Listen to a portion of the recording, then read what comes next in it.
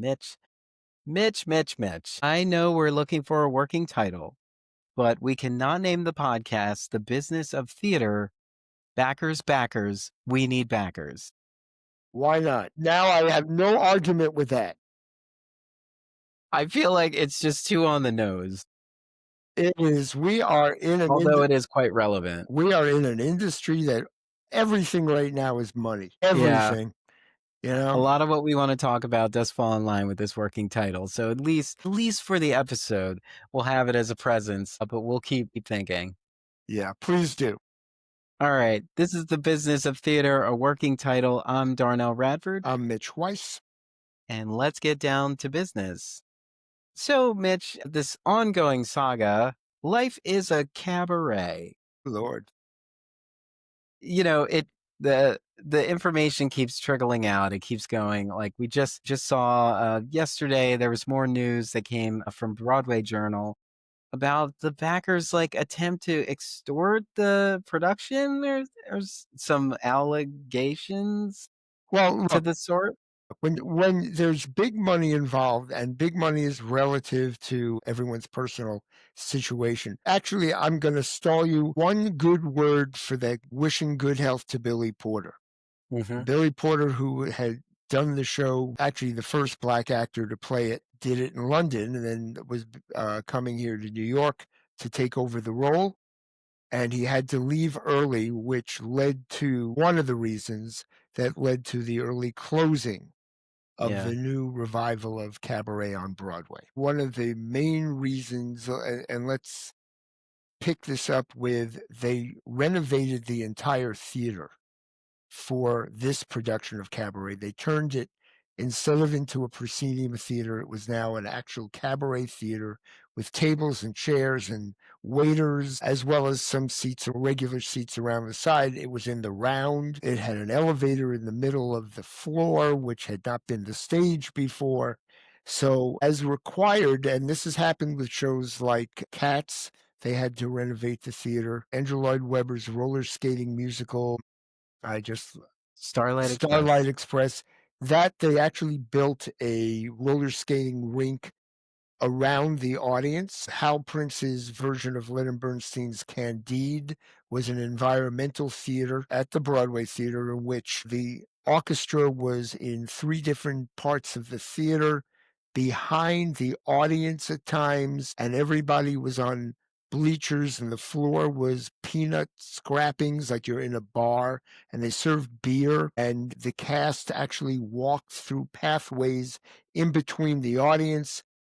All of these shows, not only does it cost the money to renovate the theater, but you're required to put that amount of money in escrow so that it can be returned to the way it was. So Yeah. up front, if it costs you $1 million or $500,000 to redo the theater, you have to have that same amount put in the bank that you can't touch so that they can put the theater back to its original form. So that brings us back to cabaret. Cabaret, which would not have cost as much if they had done it in just a regular theater, they redid the entire theater, which means there's a lot of cash that was added to the budget. So the investors, thinking they had a hit or could have a hit, noticed that the show had taken in $90 million at the box office. Well, the investors are saying, where's our profit? And they said, there is none. So one of the investors said, that can't be true. And he said, I want details and proof. Well, that's a lot of accounting. It doesn't mean it doesn't exist, but that's a lot of details that takes a while to put in the right form. But just for the record, investors usually get weekly reports. So it's not like he wasn't up to date with week by week how the show was doing. But it's a good question. Why didn't I make any money? Yeah. Right? If the show cost, I think it's like 25 million. I will not be held to that number. I think that's 24.25 million Thank you. capitalization. Okay, I'm close. So with that, you say, well, you took in 90. What they forget is there are weekly expenses. Yeah. And the biggest problem with breaking even on any show is how much does it cost you to keep the show running? And this was a very expensive show to keep running. You could argue that the producers should not have allowed that, that they should have budgeted the show differently, but he was claiming that they just were keeping the money. Do we know if this was a first-time investor? We don't. I Okay, think I bet you we could find out, but because it I does haven't seem read like that. this was the only investor that brought this. It I don't know was. if anybody else It plugged was into only that. one person. It wasn't a group. Yeah. And people get angry, and I get it. But, at the same point, they do say in all of the offering papers when you uh, invest in a Broadway show, it says your chances of losing 100% of your money is Percent. it's astronomical. It's 200%. Eight out of, again, we've said this, and this statistic has not changed since I was born. 8 out of 10 Broadway shows lose 100% of their money. One show will approximately break even and pay you your money back, and less than one show out of 10 will make an absolute fortune. It'll be Cats, Phantom, Chorus Line, Hamilton. Hamilton. That's a Wicked, Lion King. I mean, whole different category. Yeah. But that's less than 1 out of 10. But it's still, when you make it big, that's what you're gambling with. And so Mhm. my guts are this lawsuit will be thrown out. But who knows? I mean, sometimes there are crooked producers. Yeah. I mean, yeah, and it seems like he's just getting vague, not vague. He's getting correspondence, but not as much as he wants. I think he's based in Atlanta, the producer or the investor. And so they, can't just walk up to the theater and talk to them. It does sound like this is a novice investor. I don't know that for sure, but it's like if everyone else is sitting back, and I guess I don't know, do they have access to the other investors or is it all silent? I'm not, It's like, it's very hard to. They may have bumped into them at a meeting, at a rehearsal, at an opening night. uh, You don't know. I do know on the shows I've worked on, most of the investors knew each other, or at least yeah. some of each other. It becomes a little club.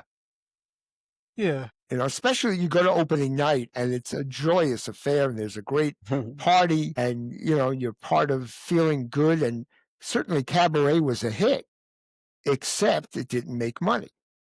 And that's what's strange about Broadway right now is we have partially lost our way. By the way, the lawsuit by this investor claims that the producers, the people who were actually running the day to day, should not have been paid until he made his money back. And No, that that's is not not how. the system because they're working very hard and somebody has to have an office and have the office paid for. And they don't make a lot of money and they have staff, and those people have to be paid.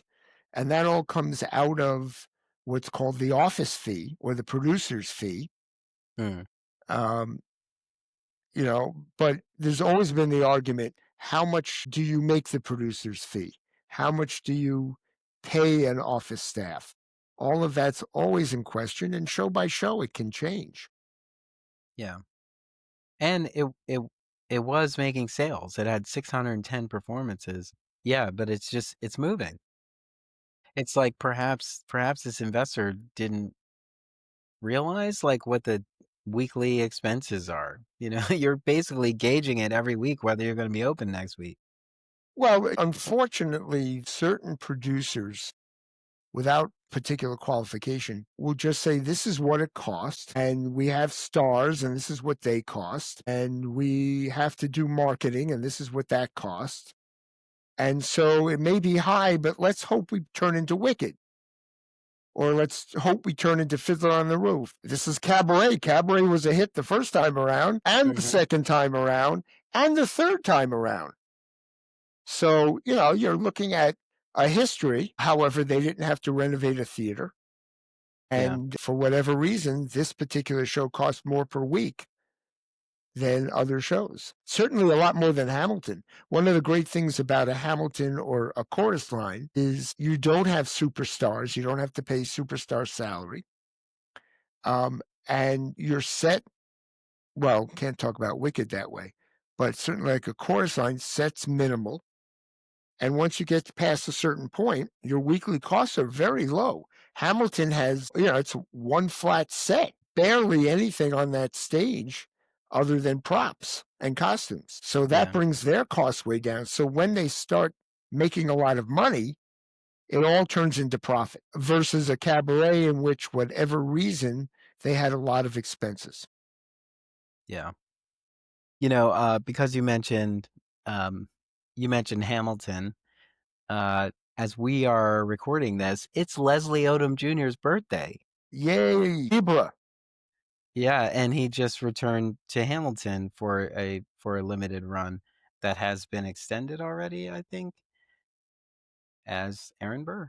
Yeah, and the show, of course, has been doing gangbusters since it opened 10 years ago, and they just Yeah. went through a big marketing um, adventure, Oh, calling for it Hamilton. Hamilton. When you look at a show like Wicked or Lion King, which are over 20 years, Hamilton still has a long way to go. But considering it's making so much money, think about how much more money those investors are going to have in the future, right? Yeah.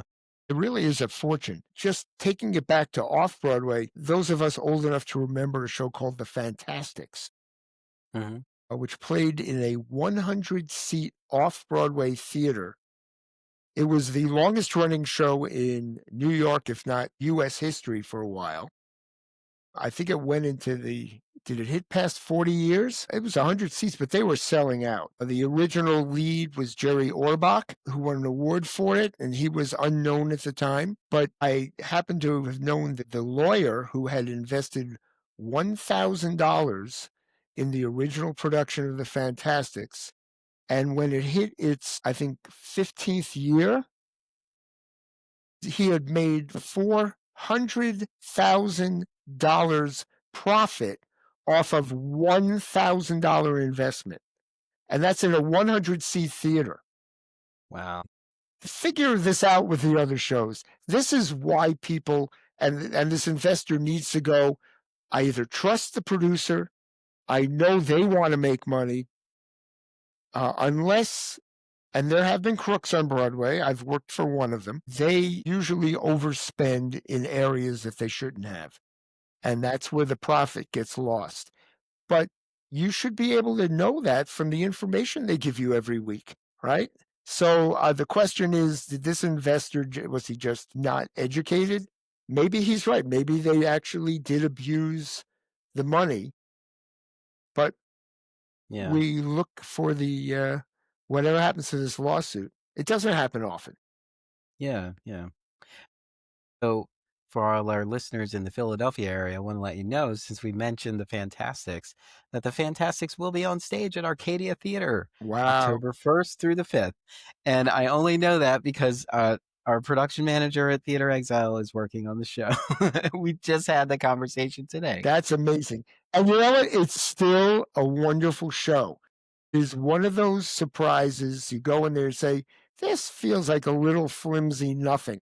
And then it surprises you. And that's really what theater does. It surprises you, it makes you think and feel in ways you weren't expecting to. So you learn something about yourself or about the world, or you just have a good time, Yeah, right? yeah. Speaking of a good time, I'm good at segues today. Segue, please. Speaking of a good time, the Broadway Flea Market was this past Yay. weekend. And, how did it go? Well, again, it broke records. If you can imagine, it's literally a flea market. There are tables on the street in which merchandise from various shows are being sold, opening night gifts that nobody wants anymore, posters that are left over, and fans just come out and you can buy playbills for $1. Nothing is super expensive. And in one day, and this is for charity, 100% charity. Nobody makes any money working there. They took in $1.6 million in one afternoon. It's astounding. They have celebrities come out and they'll sign an autograph and take a picture with you. They come up with any way they can to take your money, but it's Give us your fun. money. Now you're They back should sing that song from Avenue Q there. Yeah, give us your money on the and money, Schubert money, Alley. and then we have money, money, money from Cabaret, and it is a popular theme for Broadway musicals, isn't it? You can get away with Gimme Gimme too.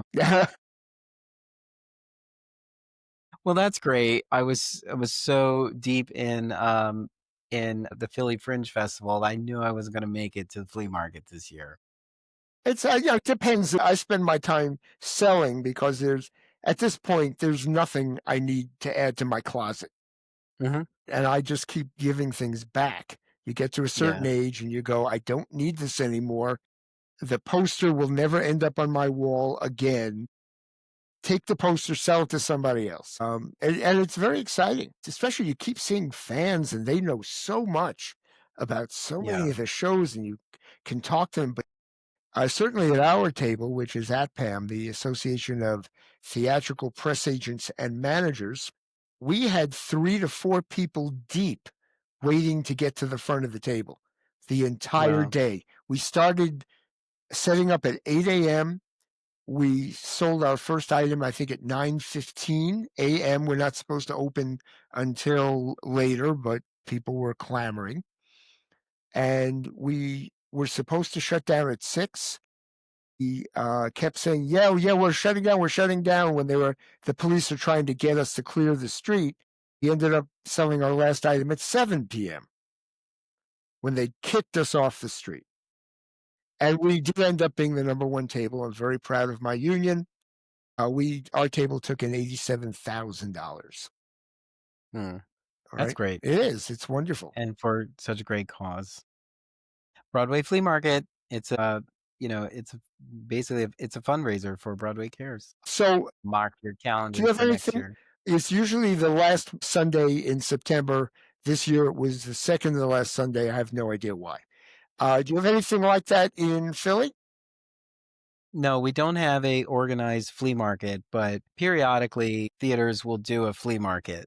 They'll do an announcement, usually at the end of a season, to find homes for costumes and various things. And we'll see them because we have a listserv here, which is pretty functional. If you send an email to this listserv, you reach the entire community. And so we'll often see a call for to come pick up some things from a flea market or a roadside sale or some sort of stage door kind of thing. Yeah, they happen. They're just not in any real organized structure. But it's actually a good idea to think about a Philly theater flea market. That would be a good It idea. would. I think there are fans everywhere, and it's a way to raise money. And again, our theme for the day, theater is in great need of money. Yeah. So, Stop it, theater. You always need money. yeah, and the problem is it begs, and my question is, where are the philanthropists? I will say when I was younger, there were a handful of people who saw theater as important culturally. And in addition to buying equipment for hospitals, I mean, we're talking about very rich people who, yeah, you want to end AIDS, of course, that's where you put your money. But they also wanted to say, there are a couple of people here who are creating new theater, trying to, uh, without wasting money, trying to add to our culture.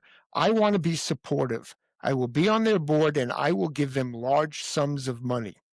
And I'm talking about large sums. And I know a lot of people working with nonprofits here in New York. I don't see any of these people. They all want to be investors. They all want to say, I want something back for the money I give. And that's where an investor is. Nothing wrong with that. But where are the philanthropists that see theater as important? I know we Yeah. do.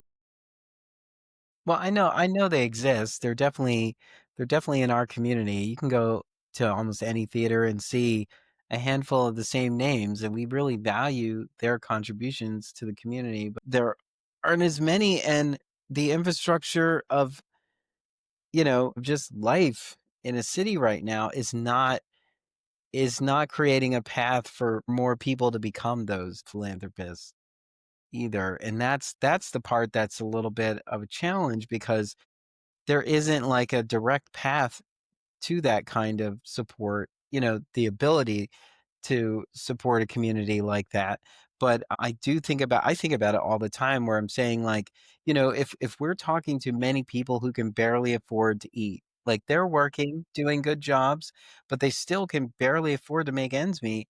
They're not thinking about how to support us. They're not thinking about how they can give back to their community in a way that's not a barter of some sort. Like we have co-ops here for food markets and things like that. There are a lot of ways that people are contributing to the community, but I feel like we're more open to in kind and sort of bartering opportunities because there is no money.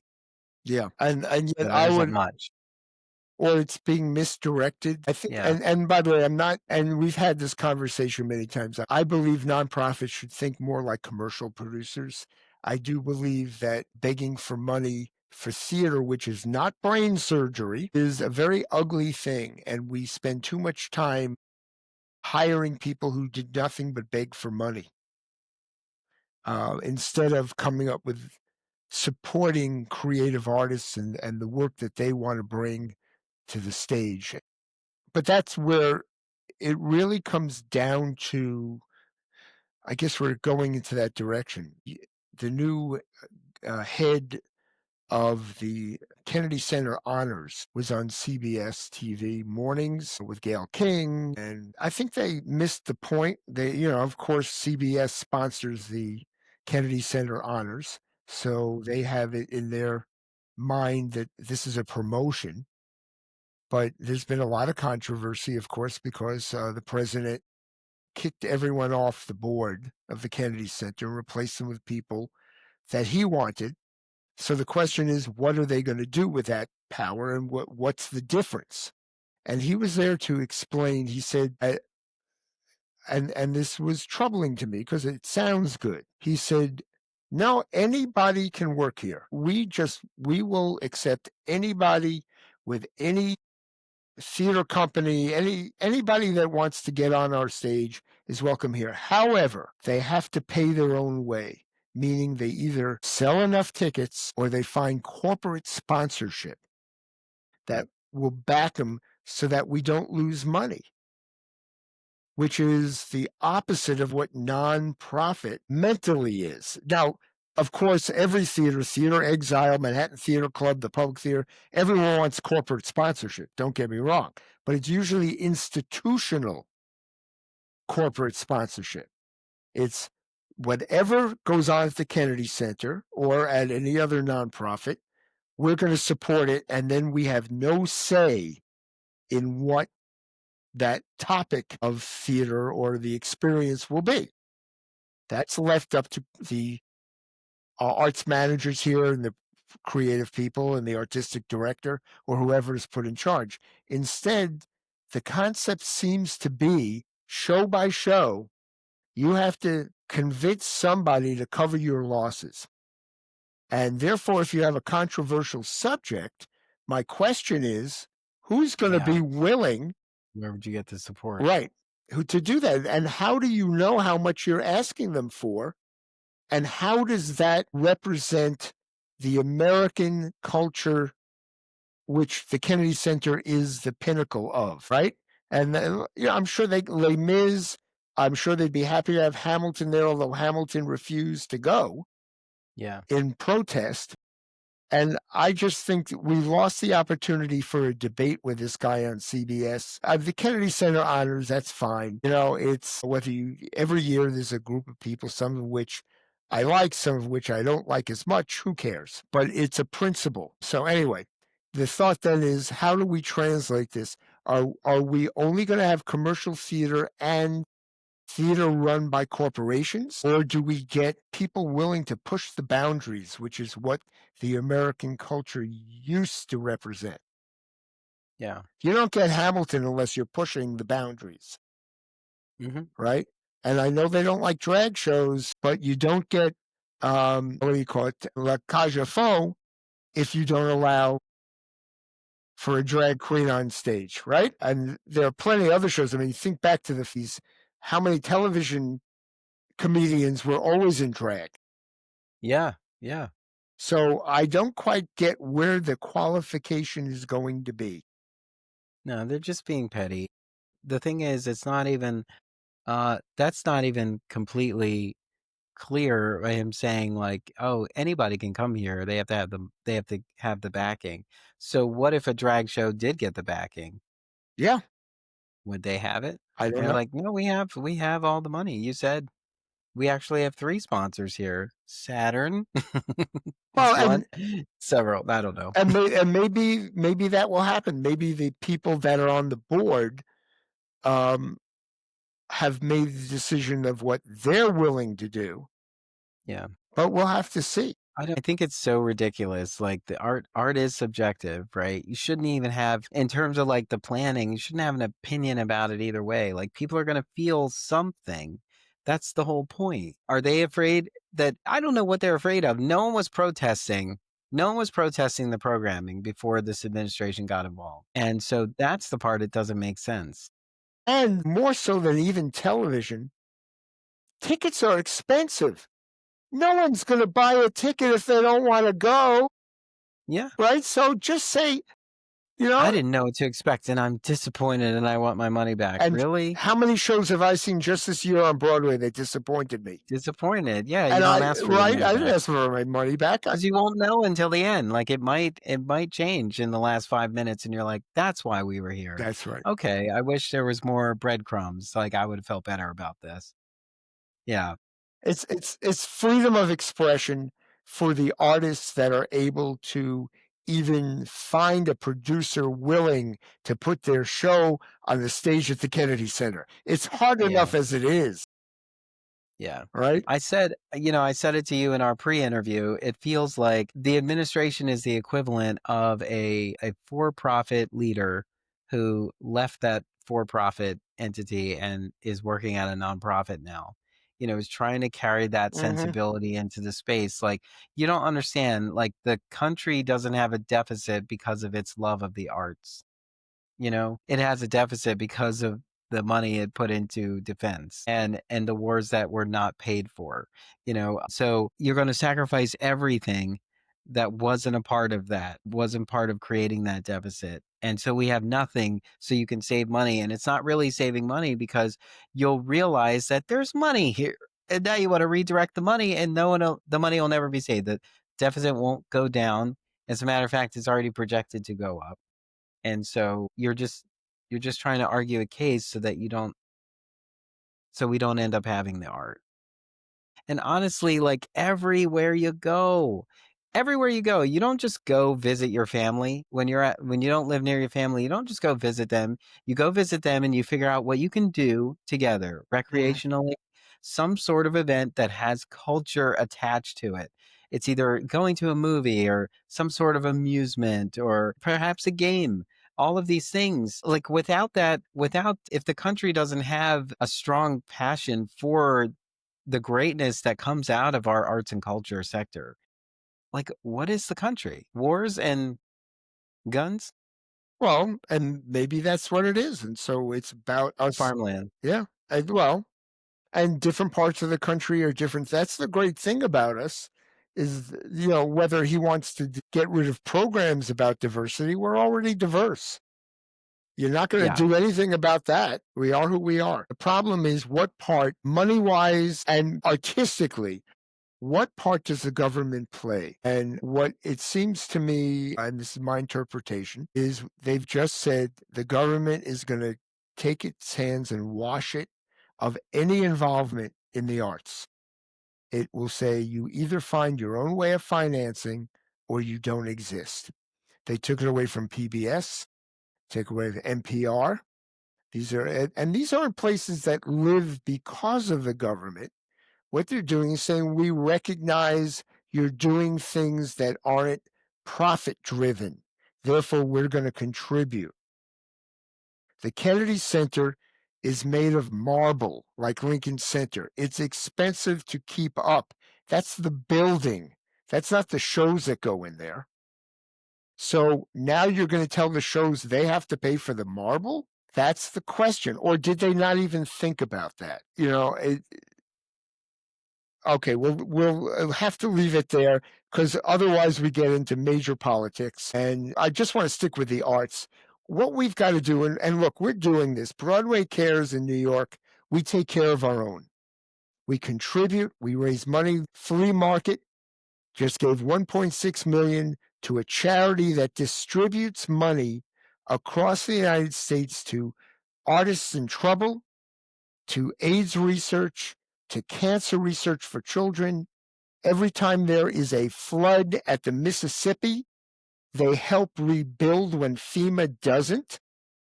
This is an amazing organization, and they don't make money from it, right? This is not a high administrative cost charity. So Yeah. we are very proud that if somebody in our community, in the arts community, is so poverty stricken, even if they've been in 5 movies, but then the next 2 years they can't work, they got sick, or just they couldn't get a job, we will make sure they don't starve. They can apply to the Broadway Cares and they can find enough money to eat, and they can get a free doctor at a clinic.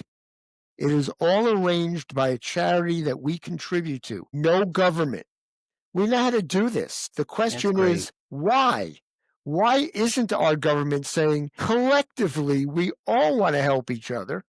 So let's figure out, okay, if there's a hurricane that hits South Carolina, why don't we contribute to FEMA and let them Yeah. help?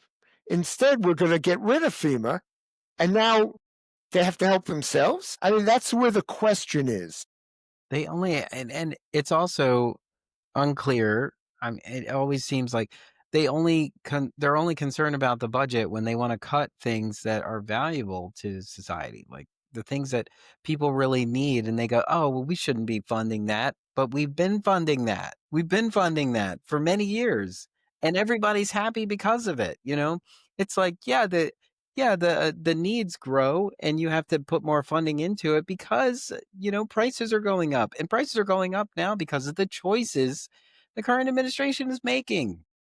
It's like they're not thinking like perhaps we can leave everything alone if we don't upset this apple cart. They're saying let's upset this apple cart so that we can tinker with everything. And so we know that now. Right. And the problem is we want tinkering that help us. And one of the Yeah. ways we want to help us, there's a large segment of our population that is in the entertainment industry, right? I would question that you don't get a Steven Spielberg unless you have a school that trains a Steven Spielberg and hands him a professional camera, which he could not afford on his own, and lets him make his first movie while in college, right? Or right out of college. That school cost a fortune, and in some way the government contributes to schools until now. Now they're being threatened. So the Yeah. question is still, why are we threatening them? Yeah, I don't, upsetting the apple cart, sure, I get it. I like doing that too. I walk into a theater company, and the first thing I look for is how do I keep everyone employed and still find out what rotten apple needs to be shaken from this tree? Yeah. You have to think both ways. Right now, it looks like all they're doing is shaking all the apples out, hoping they get some of the rotten ones while they're shaking. Yeah. And the problem is, we are in the arts, and that's what this conversation is about. How do we enhance the arts? How do we make the theatrical world better for the benefit of all? And part of that is the people working in it. They're barely making an income. Yeah. I was in an earlier conversation today, and I was saying how, it seems like the funders want us to do something new all the time, and we're really trying to get back to a standard that we used to carry.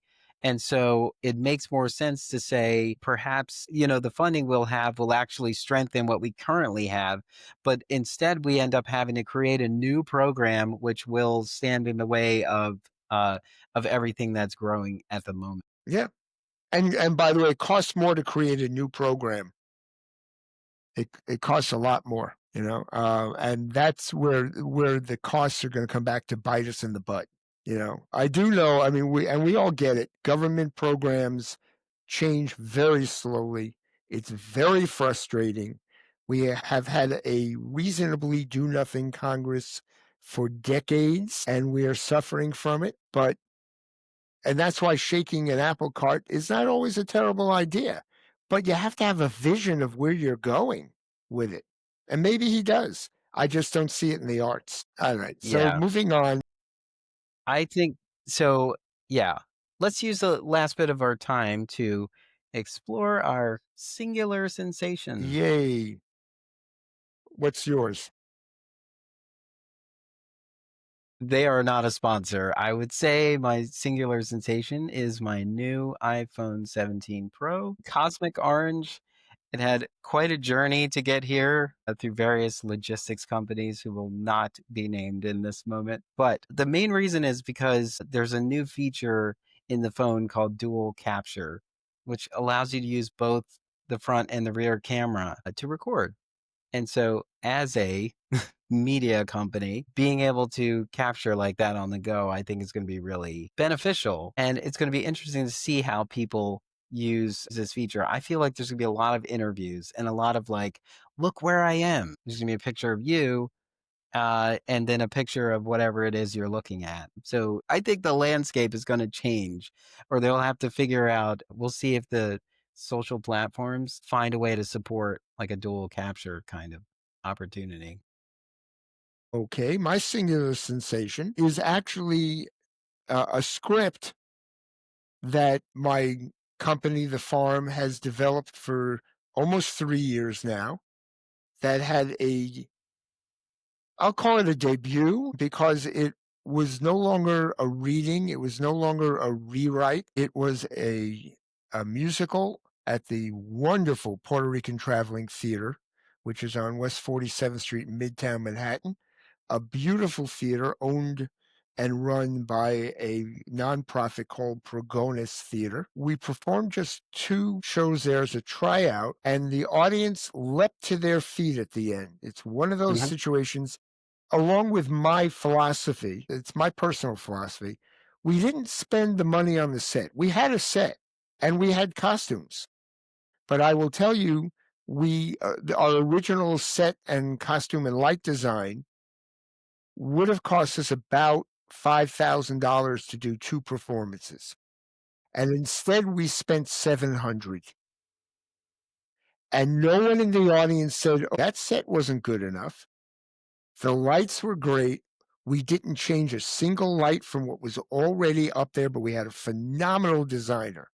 So what we did is we paid our creative people and we didn't spend it on things. And that's been my philosophy, how you develop a show. We are now planning to move this off Broadway in the summer, we hope, for a full run. And while we're ending on our theme of money, money, money, we will begin trying to raise enough money, and it'll be less than a third of any other show off Broadway.